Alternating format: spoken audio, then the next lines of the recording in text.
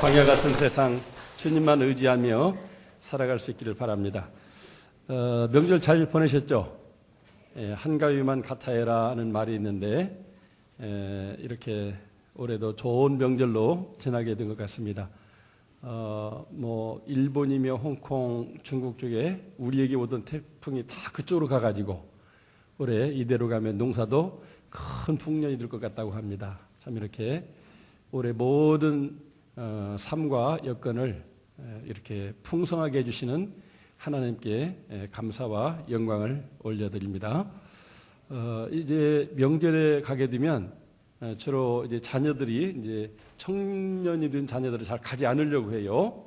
왜냐하면 할아버지 할머니들이 되게 어떻게 이제 참 애인은 있느냐, 결혼은 언제 하느냐, 어디 직장도 잡았느냐, 돈도 잘 모으고 있느냐, 또는 집장만도 했느냐, 이런 얘기들을 이렇게 물어보게 되는데 그게 굉장히 부담스러운가 봐요. 시대적으로 삼포시대라고 해서 연애도 포기하고 결혼도 포기하고 출산도 포기하는 젊은 시대인데 부모님이 도대체 나에게 뭘 해줬다고 우리 조상들은 이렇게 부담스러운 질문만 하는가. 그래서 잘 안 가려고 하는 것 같아요.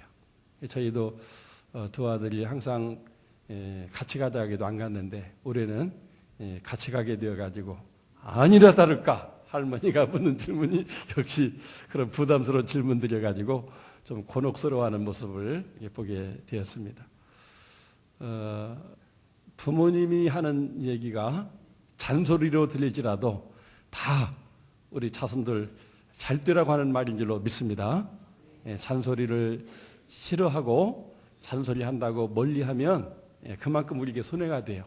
잔소리일지라도 귀담아 듣고 저렇게 나를 위해서 염려하고 기도하고 계시구나. 그 고마움을 가지고 조상이 있기에 내가 있지. 나도 좋은 조상이 돼야 돼. 이런 마음 가지고 미래 희망을 가지고 열심히 살아가면 반드시 좋은 일이 있게 될 줄로 믿습니다.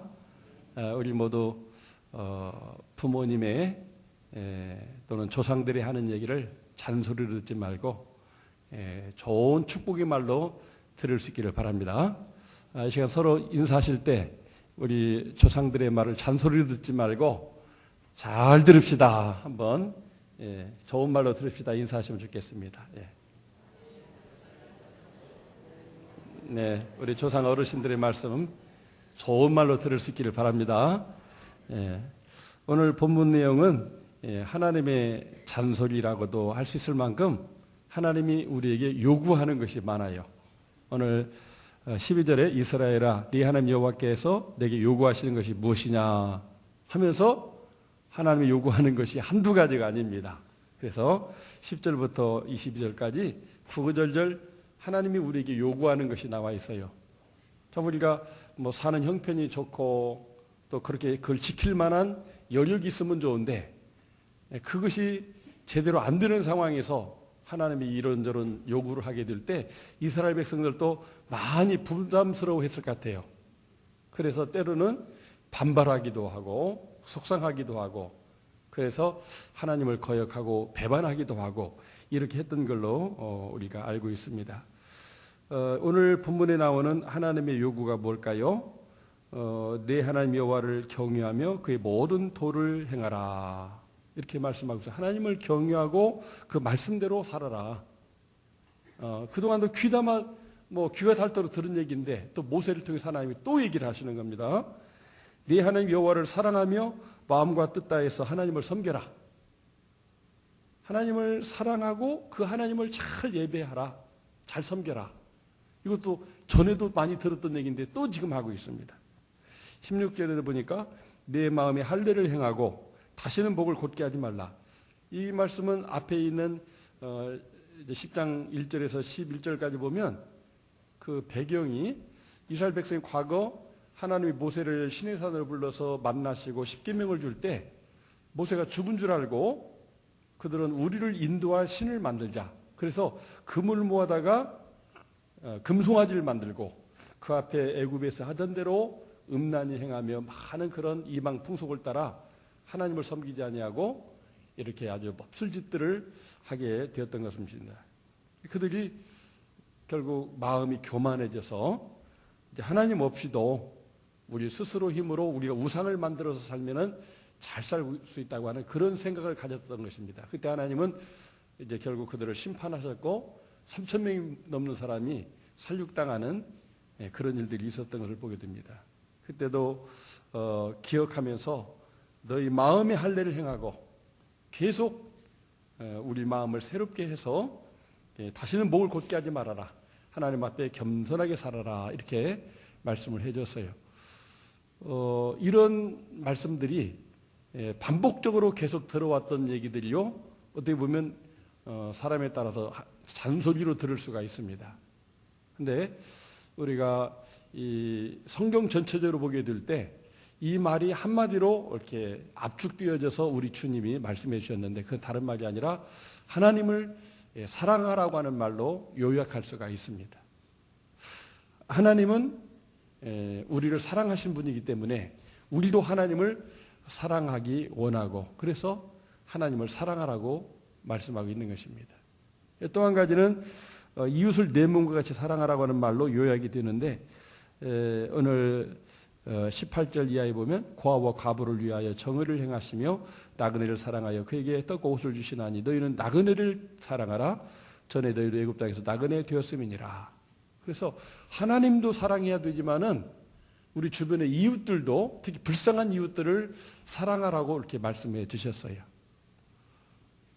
정말 이 좋은 여건에 있을 때 이런 말씀 주시면 여력이 있으니까 이렇게 할 수가 있는데 지금 상황에는 광야 가운데 있는 전쟁 가운데 있는 또 가나안 땅을 정복해야 되는 전쟁을 앞두고 있는 상황에서 이런 말씀을 할 때 이스라엘 백성들은 굉장히 부담스럽고 또 잔소리로 또 여겨지면서 아이고 하던 소리 또 하네 이렇게 하면서 싫어했을 백성들도 많이 있었을 것 같습니다. 오늘날 우리 자녀들이 부모님께서 뭐 이런저런 요구를 하게 될 때 이런 부담스러워하는 경우가 많이 있어요. 내 능력이 그렇게 돼서 그렇게 할 수 있으면 좋은데 믿음도 별로 없죠. 뭐 재능이 뛰어나지도 않죠. 부모님으로부터 물려받은 유산이 있는 것도 아니고 뭐 특별히 미모가 탁월해서 뭐 그렇게 세상 사람들이 이렇게 인기 있는 것도 아니고 근데 이렇게 부모님이 이래라 저래라 하게 되면 자녀들이 참 잔소리로 들리고 그 소리 듣기 싫어하고 그래서 또 멀리하는 경우도 많이 있습니다. 아무리 옳고 지당한 말씀이라도 내 형편에 안 맞고 내 형편이 안 좋으면 잔소리로 듣는 것이 우리 인생이라고 할 수가 있겠습니다. 그런데 하나님은 왜 지난날도 그렇게 수없이 많이 말씀했는데 오늘 또다시 이 신명기서를 통해서 이렇게 말씀을 하느냐 하는 것입니다. 그 이유가 오늘 여기 13절에 나와 있습니다. 같이 한번 읽어보죠. 13절 시작. 내가 오늘 내 행복을 위하여 네게 명하는 여호와의 명령과 규례를 지킬 것이 아니냐. 아멘. 결국 그 하나님의 말씀은 우리가 듣기 싫어도 듣고 그대로 해야 되는 이유는 그래야 우리가 행복할 수 있다고 하는 것입니다. 할렐루야. 하나님은 우리의 행복을 위해서 그렇게 잘 되도록 하려고 이렇게 많은 말씀을 주시는데 그 말씀의 요지는 하나님을 사랑하라 이웃을 내 몸과 같이 사랑하라고 하는 말로 요약이 된다 그 말입니다. 하나님이 요구하시는 것을 우리가 잔소리로 듣지 말고 정말 나를 얼마나 사랑하시면 나 잘 되라고 나 행복하라고 저렇게 귀한 말씀을 주시는가 이렇게 해서 아멘해서 이 말씀을 받아 먹을 때 하나님께 영광이 되고 또 우리에게 행복이 넘치게 될 줄로 믿습니다. 제가 이제 부모가 되고 나서 가끔 부르는 그 애창곡이 있어요.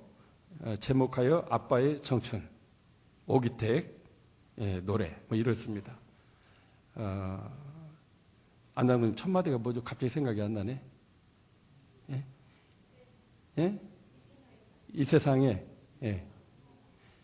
이 세상의 부모 마음 다 같은 마음 아들, 딸이 잘 되라고 행복하라고 마음으로 빌어주는 정령감인데 노랭이라 비웃으며 욕하지 말라. 아직까지 나에게도 청춘은 있다. 잘했습니까?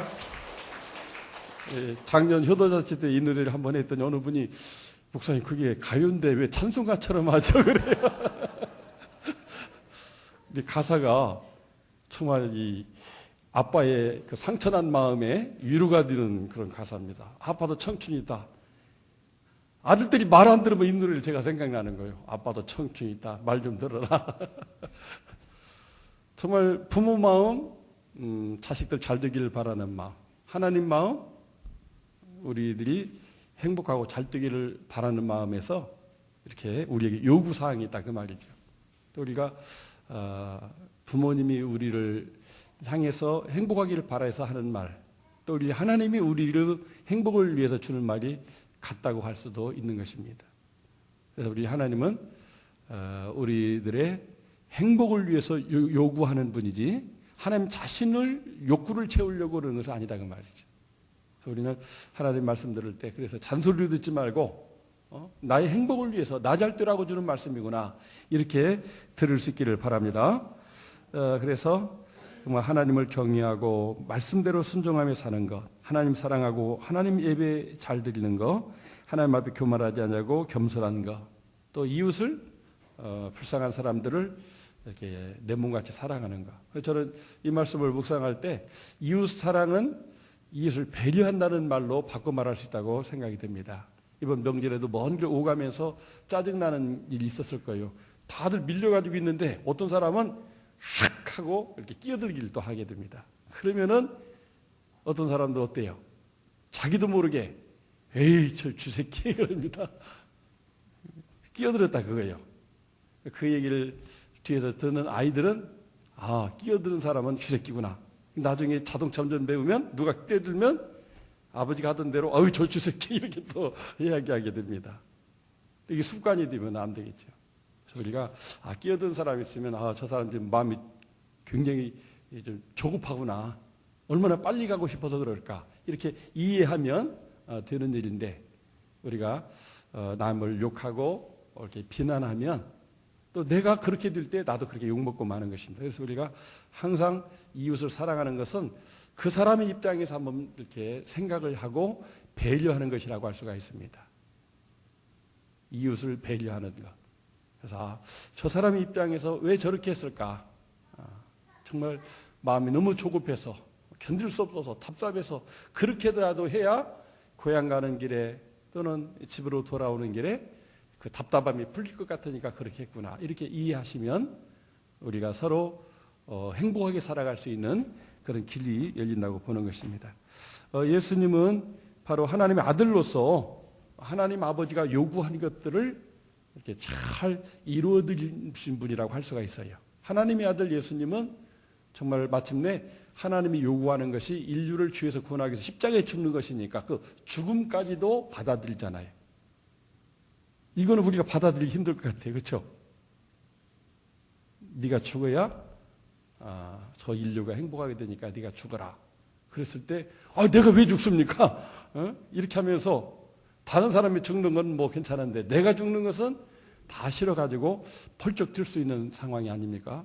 근데 예수님은 그것을 괴로워하고 고민하면서도 내 원대로 마옵시고 아버지의 원대로 되기 원합니다 하면서 마침 십자가를 받아들여서 인류를 죄에서 구원하는 대속의 죽음을 당하신 것을 보게 됩니다. 그리고 이웃을 사랑하라고 하는 말씀. 결국 인류를 행복하기 위해서 죄에 빠진 인간을 행복하기 위해서 자기를 희생 제물로 드리는. 그래서 십자가는 하나님의 사랑과 이웃을 사랑하라는 이 성경 말씀, 하나님의 요구, 또 이 십계명, 이 모든 것들을 완성한 일이라고 할 수가 있습니다. 그래서 예수님은 이제 마태복음 22장에서 그런 말씀을 해요. 37절에 40절. 선생님, 어떤 이렇게 계명대로 살아야 바르게 사는 겁니까? 이렇게 질문했을 때 우리 주님은 마음을 다해 하나님을 사랑하고 뜻과 정성을 다해 하나님을 사랑하는 것이라고 말씀하면서 이웃을 내 몸과 같이 사랑하는 것이라고 말씀을 했어요. 그리고 이것이 율법이요 선지자의 강령이니라. 구약 성경 전체를 통틀어서 하나님을 사랑하고 이웃을 사랑하는 것이 그 결론이고 요약이고 하나님의 요구하는 핵심이라고 하는 것입니다. 예수님은 이렇게 가르쳐 줄 뿐만 아니라 그 자신이 십자가에서 그 하나님의 요구를 완전히 이루어 주신 것입니다. 그 결과 정말 하나님 보좌 우편으로 승천하시며 부활하셔서 부활의 그 영생의 축복을 우리들에게 주시고 예수를 믿는 자마다 구원받고 또 행복하고 번성하게 되는 그런 축복을 함께 누리게 만들어 주신 것입니다. 사랑하는 성도 여러분, 정말 우리가 지난 추석 명절 동안 하나님의 요구대로 살으셨나요? 아니면 하나님의 요구대로 살지 못하고 내 요구대로 살았나요? 우리가 옛말에 그 역천자는 망하지만 순천자는 흥한다는 말이 있는데 정말 우리가 명절 때뿐만 아니라 항상 하나님의 뜻을 순종하는 자의 삶을 살아갈 때 하나님 요구를 이루어 드릴 것일 뿐만 아니라 하나님의 주시는 그 행복을 누리게 되는 줄로 믿습니다. 한번 따라서 해보겠습니다. 하나님의 요구는 나의 행복을 위한 거다. 그렇습니다. 하나님이 우리에게 뭘 요구하면 그는 하나님의 자신을 위하기보다도 우리 자신을 위해서 그런 거예요. 우리 행복을 위해서 하나님이 이 말씀을 주시고 독생자를 주시고 이 우주 만물을 창조하시고 우리에게 또 이 명절도 주시고 명절을 잘 보내도록 또 풍년도 주시고 또 먹고 살 수 있는 오국백과를 거두면서 또 내가 부족하고 잘못됐지만 주변에 나를 이해하고 용서하는 사람이 있어서 우리가 이렇게 살게 되는 것입니다. 그래서 우리는 하나님이 요구하는 것은 우리 잘들하고 행복하라고 주시는 요구이기 때문에 우리가 그 요구를 잘 순종할 수 있어야 되겠습니다. 이렇게 하나님의 요구를 잘 받아들고 순종해서 복에 근원된 사람이 있어요. 누구죠? 믿음의 조상 아브라함입니다. 정말 그는 하나님을 사랑하고 경외하며 가는 곳곳마다 하나님이 여기 계셔서 나를 통치하시고 또 이 땅을 통해서 하나님 영광 받으라고 가는 곳곳마다 하나님께 예배드리는 제단을 쌓았어요. 고아가 된 조카를 친자식처럼 돌보고 나중에는 부자가 되니까 재산을 나누어서 조카 잘 되라고 큰 재산도 나눠주는 아브라함의 모습을 보게 됩니다. 그 조카가 또 멸망받을 소돔성에서 죄악 가운데 있게 될 때 그를 살려달라고 체면불구하고 하나님께 막 그렇게 울부짖어서 간구하는 그런 아브라함의 모습. 정말 하나님을 사랑하고 하나님의 요구를 이루기 위해서 살았으며 또 이웃을 내가 더불어 사는 사람들이 잘 되기를 위해서 이렇게 기도하고 이렇게 노력한 사람이 아브라함이라고 할 수가 있습니다. 그렇기 때문에 아브라함은 정말 복된 생애를 살았고 그만 행복을 누리는 것이 아니라 아브라함처럼 하나님을 믿는 믿음을 가진 사람이 아브라함을 모델로 해서 하나님의 요구를 받아들이고 하나님의 요구대로 살려고 그렇게 힘쓰게 될 때 아브라함이 받는 복을 오늘 이 시대에 국가 민족을 초월해서 모든 사람이 그 복을 받아 누리게 된다고 하는 사실입니다. 히브리서 기자는 히브리서 6장 14절에서 그렇게 말하는 거예요. 나보다 더 큰 이가 없으니까 나 자신에게 이름을 걸고 맹세하노니 내가 너를 복주고 복주며 너를 반드시 번성하게 하고 번성하게 하노라 이렇게 약속해 주셨어요. 오늘 이 아브라함에게 주셨던 이 약속은 오늘 우리에게도 준 약속인 줄 믿습니다. 하나님이 우리에게 복주고 우리가 번성하기를 원하는데 하나님의 요구대로 하나님을 믿고 순종하면 아브라함이 복받은 것처럼 우리도 그렇게 복받을 수 있다고 약속해 주고 있어요. 그래서 우리는 하나님의 말씀을 잔소리로 듣지 말고 아브라함처럼 바울처럼 순종하에 살면 복이 된다고 하는 사실입니다. 그래서 하나님의 요구하는 것은 잔소리도 아니며 순종하기 어려운 것도 아니며 하나님 요구하시는 것은 나와 너 우리의 행복을 위한 것이라는 것을 우리는 항상 명심하고 성경을 읽을 때 설교를 들을 때 또 어떤 묵상 중에 깨달은 말씀이 있을 때 하나님 오늘 나에게 주시는 레마, 오늘 나에게 주는 생명의 말씀, 축복의 말씀이구나. 이렇게 그 말씀을 붙잡고 우리가 순종해서 살아갈 때 반드시 하나님이 주시는 행복이 있게 될 줄로 믿습니다. 그래서 하나님이 요구하시는 것은 마치 백지수표와도 같다고 할 수가 있어요. 요즘 그 SK그룹의 회장님과 그 동생이 구속되어 가지고 막 재판을 받았는데 엄청나게 막 몇 년간 감옥살해야 되는, 실형을 받아야 되는 그런 위기가 있죠. 근데도 SK그룹은 지금 잘 되고 주가도 좀 올라가고 있어요. 왜 그럴까요?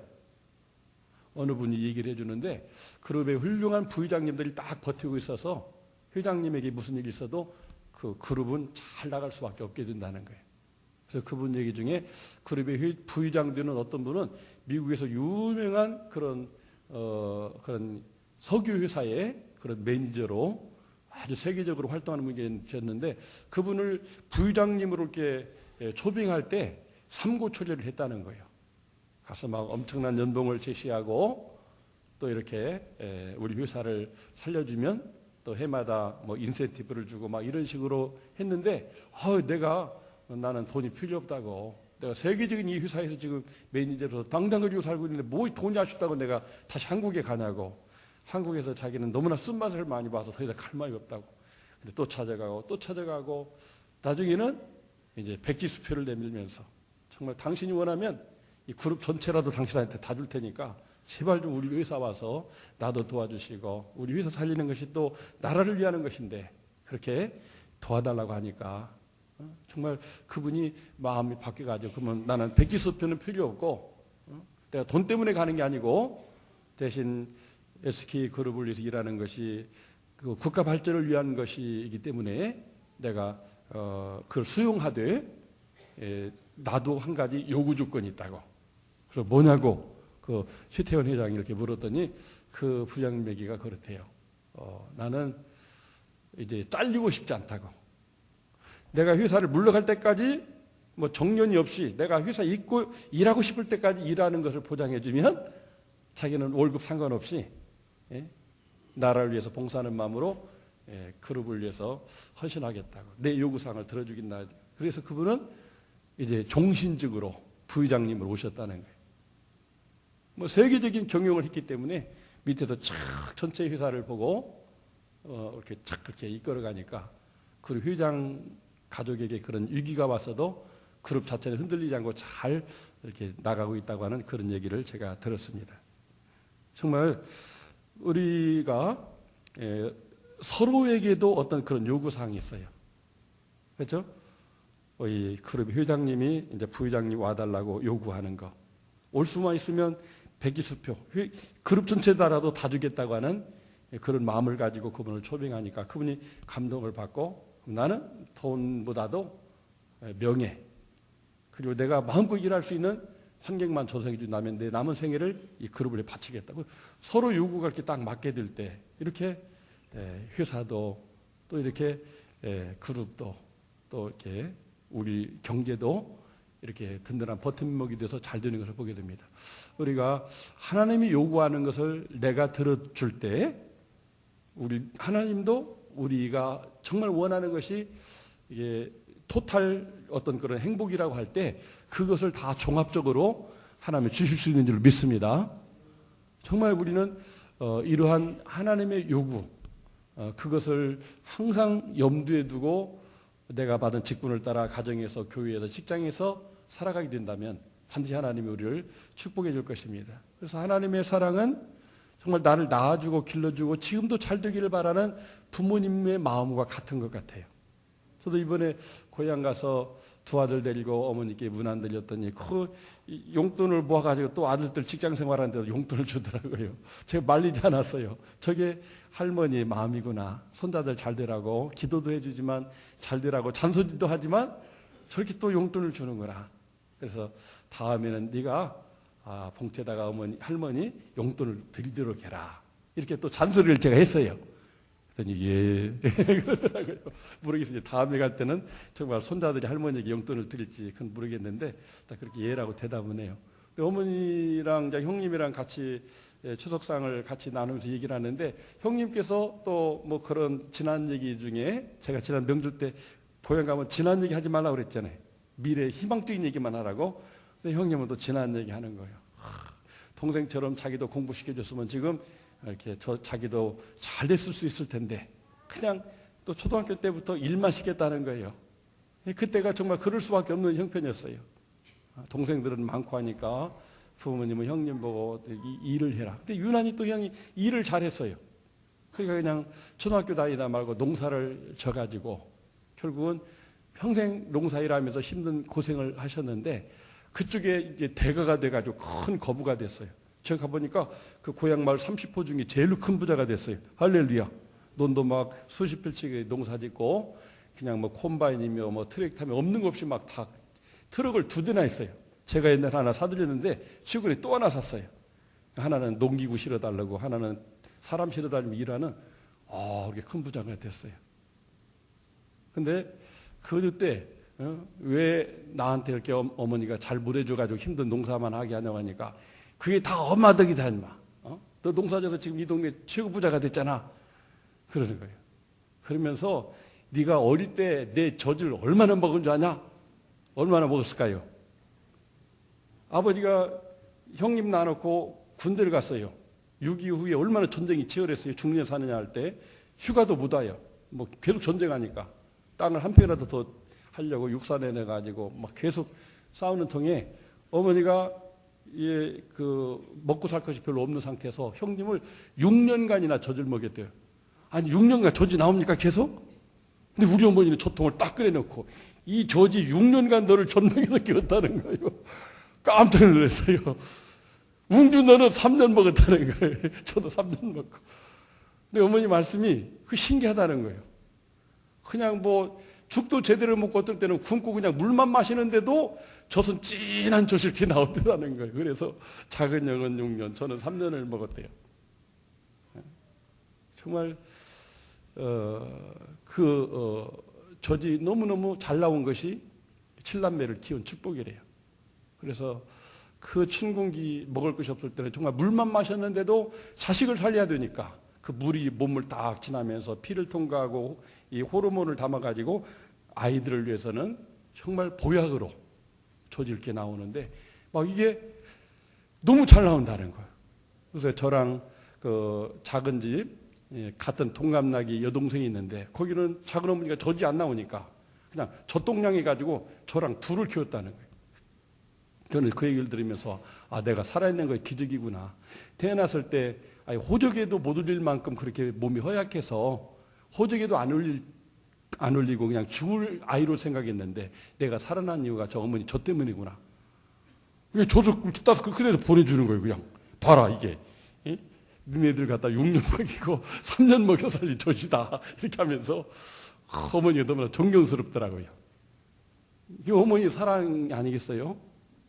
그래서 우리 어머니들은 우리 아들, 딸, 손자들 말 안 들으면 젖 다 꺼내놓고 얘기하세요. 이게 너희들이 전맥이라고 내 그냥 살을 다 뽑아가지고 너희들 먹여 살려야 되는데 유산 좀 적게 받았다고 공부 덜 시켰다고 막 원망하냐. 내 말대로만 하면 잘 돼. 이렇게 하면서 좀 큰 소리 좀 치세요. 우리 어머니 대단하시죠? 그렇게 그냥 손자 살 뗐는데 저통을 내놓을 줄 생각도 못했어요. 이게 어머니의 사랑이구나. 그 어머니 사랑 속에서는 또 하나님을 만나고 이게 또 하나님 사랑이구나. 독생자까지 십자가 못 박아 죽이면서 하나님이 죽고 나를 살렸구나. 나를 행복하라고. 다시 한번 귀한 사랑을 깨닫고 어머니 요구하는 것이 뭔가 했더니 어머니는 간단해요. 건강하게 오래 살래요.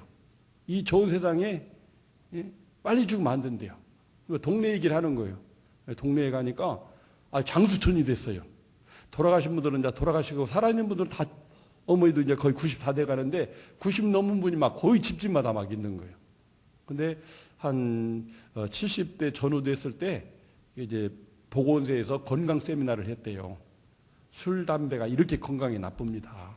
술, 담배 많이 하면은 결국 70대 전후에서 죽게 되는데 지금부터라도 술, 담배 끊으면 90세까지는 살 수가 있습니다. 그러니까 이 시골 농부 아저씨 아줌마들이 욕심이 생긴 거예요. 아이 정말 좋은 세상 딱 맞거든요. 술 담배만 끊으면 90살까지 살 수 있다니까 동네 사람 다 끊어버렸어요. 그래가지고 술 담배를 안 드셔요. 저희 작은 아버지는 우리 정씨 집안에 막 엄청 아주 이게 마시는 재미로 사는 분인데 그걸 다 끊었어요. 담배까지 끊었어요. 이게 얼마나 알죠? 끊는 거? 다 끊었어요. 왜? 90세 이상 살려고. 근데 그 양반도 80대 중반인데 쫑쫑 하셔요. 자전거도 타고 다니시고. 그 우리 집 옆에 있는 어떤 그 아저씨는 김씨 아저씨인데 90이 넘었는데 오토바이 타고 막 다닌다는 거예요. 90세 넘은 청년처럼 오토바이 운전하고 다니면서 손 흔들어주고 이렇게. 멋있죠? 여기 계신 분도 혹시 이렇게 술, 담배 하시는 분 계시면 끊으세요, 지금. 그건 젊을 때 끊으면 100살 넘게 살아요. 아멘도 안 하시네. 에이, 빨리 가고 싶으면 빨리 가시고. 끊으세요, 그냥. 이런 말씀 들었을 때, 저희 형님도 그러더라고요.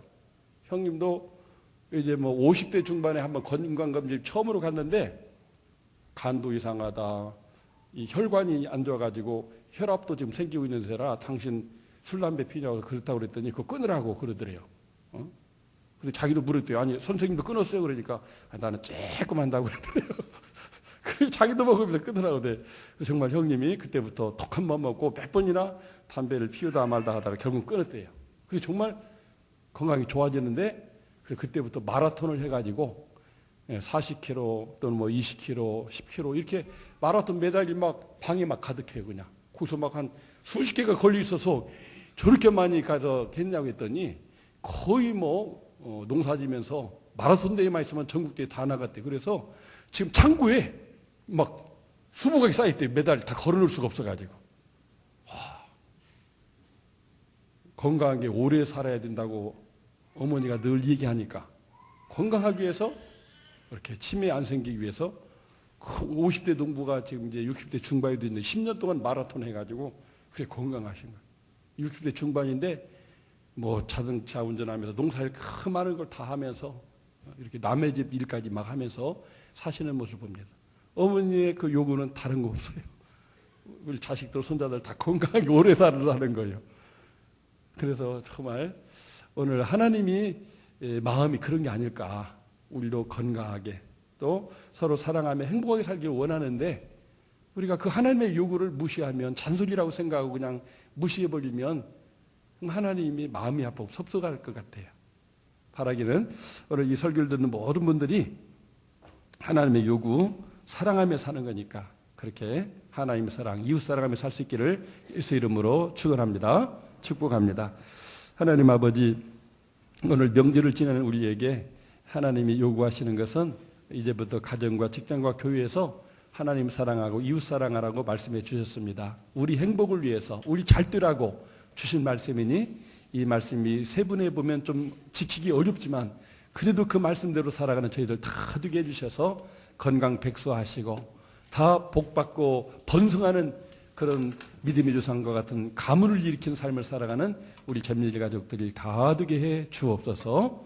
우리 자녀들도 우리를 통하여서 하나님의 요구를 깨달아 알게 해 주셔서 우리 자손들도 천대까지 은혜 받고 잘 되는 축복 있게 해 주옵소서. 예수님의 이름으로 기도 올리옵나이다. 아멘.